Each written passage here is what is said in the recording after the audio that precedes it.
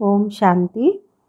ఈరోజు ప్రియమైన బాప్దాదా వద్దకు వతనంలోకి బోగు తీసుకుని చేరుకున్నాను. వతనంలోకి వెళ్ళడంతోనే బాబాకు విశేషంగా అన్నయ్యల అక్కయ్యలందరి ప్రియ స్మృతులను తెలియజేశాను. అప్పుడు బాబా ఏదో దృశ్యాన్ని చూస్తూ ఉన్నారు. బాబా ఎదురుగా ఒక ఆట బొమ్మ ఉంది, మరియు ఒక త్రాసు కూడా ఉంది.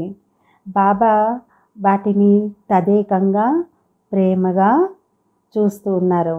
అప్పుడు నేను, బాబా, మీరు ఈ త్రాసును ఆట బొమ్మలను మీరు తదేకంగా ప్రేమగా చూస్తూ ఉన్నారా అడిగాను. అప్పుడు బాబా అన్నారు, అమ్మాయి, బాబా ఈరోజు విశేషంగా జనవరి మాసము అంతిమ సమయానికి చేరుకుంది. జనవరి మాసపు విశేషమైన తపస్సు, శాంతి శక్తి, ప్రకంపనలు, వీటిని చాలా ప్రేమగా తదేకంగా చూస్తూ ఉన్నారు. ఈ త్రాసులో ఒకవైపు ప్రకృతి ప్రకోపాలు కనిపిస్తూ ఉన్నాయి, రెండో వైపు భక్తి యొక్క ప్రకోపం కూడా కనిపిస్తోంది. బాబా రెండు విషయాలను చూస్తున్నారని చెప్పారు. ఈ కొత్త సంవత్సరంలో ఈ త్రాసు ముళ్ళు ఒకేలాగా ఒకే స్థితిలో స్థిరమైనప్పుడు సరిగా ఉంది, బాగుంది అని అంటారు. బాబా ఎదురుగా ఈ రెండు దృశ్యాలను చూస్తూ ఉన్నారు. ఈ రెండు దృశ్యాలు బాబా ఎదురుగా మరియు పిల్లల ఎదురుగా కూడా ఉన్నాయి. రెండు దృశ్యాలను చూస్తూ బాబా అన్నారు, ఎక్కడైతే ఈ త్రాసు యొక్క ముళ్ళు స్థిరంగా అవుతుందో, అనగా మనం రెండు రకాల పరిస్థితులను చూస్తూ ఉన్నాము. మనం మన యొక్క మనసు యొక్క స్థితిని శాంతిమయంగా, సుఖమయంగా తయారు చేసుకుంటాము. మీ బ్రాహ్మణ పిల్లల జీవితము చాలా శ్రేష్టంగా అయిపోతుంది. ఎందుకంటే ప్రపంచంలో రెండు రకాల పరిస్థితులు రెండు రకాలుగా ఎదుర్కొంటూ ఉన్నారు. ఈ విధంగా పైకి కిందకి కూడా అయిపోతూ ఉన్నారు. కానీ పిల్లలైన మీలో ఆ శక్తి ఉంది. పిల్లలైన మీరే బాబా పేరును ప్రసిద్ధం చేసేవారు, అద్భుతం చేసే బాబా ఆత్మలు. అన్నీ చేస్తూ కూడా మొత్తం విశ్వానికి యోగదానం చేసేవారు.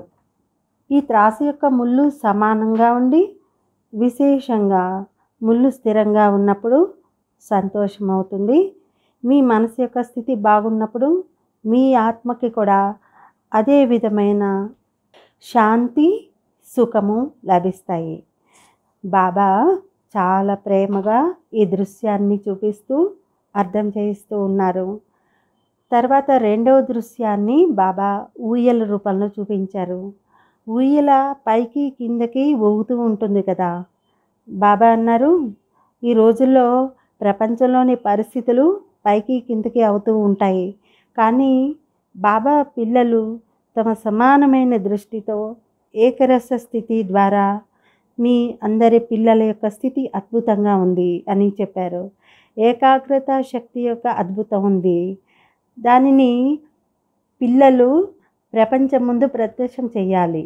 భలే పిల్లలు లక్షల మంది ఉన్నారు, కానీ పిల్లలందరి ఏకాగ్రత పూర్తి ఏకచిత్తంగా అయిపోవాలి. పిల్లలందరికీ బాబా ఒకే పాఠాన్ని ప్రారంభం నుండి ఇప్పటి వరకు వినిపిస్తూ ఉన్నారు.